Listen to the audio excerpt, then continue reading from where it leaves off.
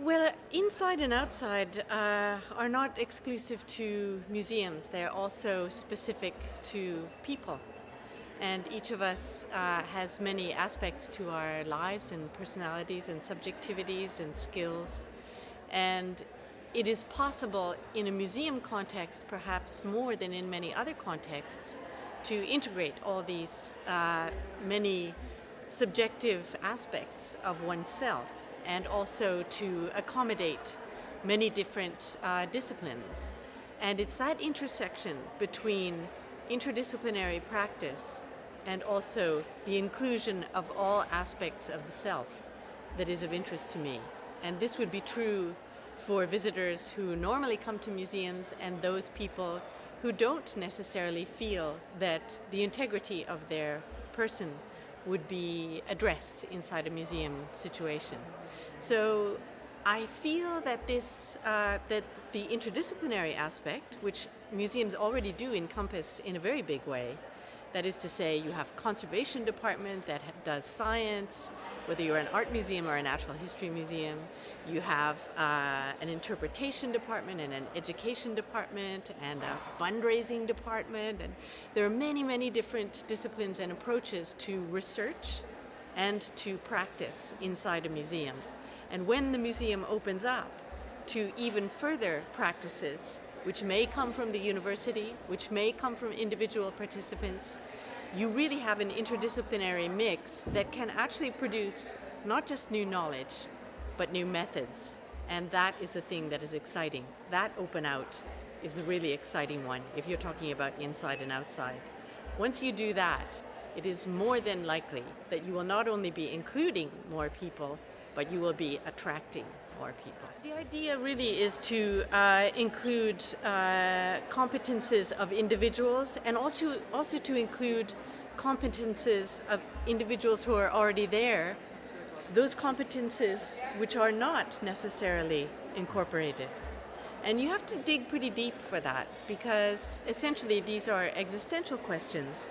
What do you want to see reflected of you that has always been excluded from a museum?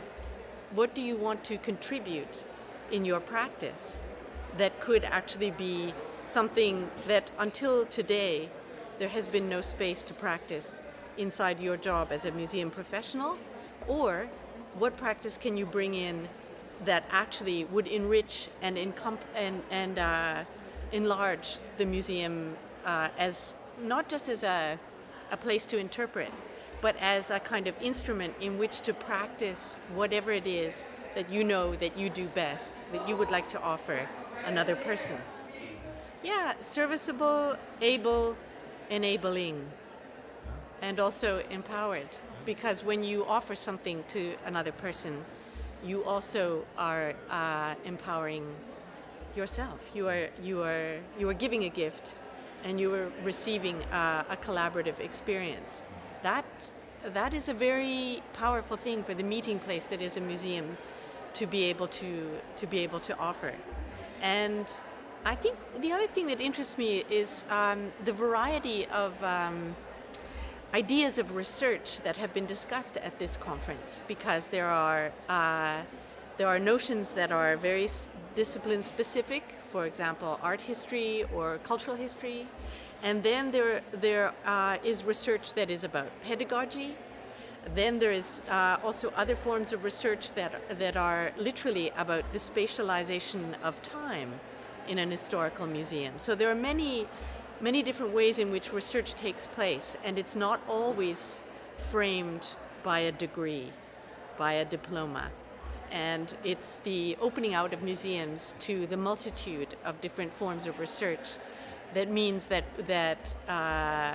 we can really become knowledge producing, and as I say, producing methods as well as new knowledge.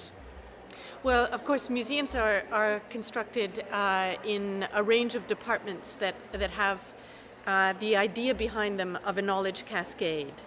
That there is essentially, in part, in terms of the interpretive aspects, there is, it's basically a deficit model, as we have been discussing, where you pour your learning into the case, and then you make the case available to be viewed by a visitor.